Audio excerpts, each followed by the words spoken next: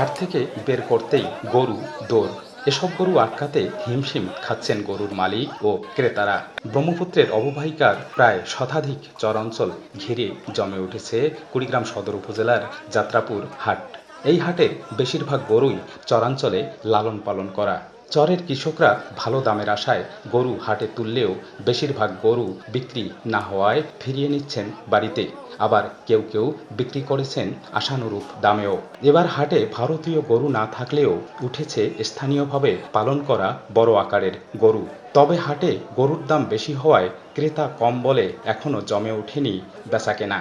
হাটের ইজারাদার জানায়, জেলার ঐতিহ্যবাহী এ হাটে বিভিন্ন আকারের গরু উঠলেও আশানুরূপ বেচাকেনা হচ্ছে না। জেলার ৯ উপজেলায় এবার কোরবানির হাটের জন্য প্রস্তুত রাখা হয়েছে ষাঁড়, বলদ, গাভীসহ প্রায় ১,১৪,০০০ গরু।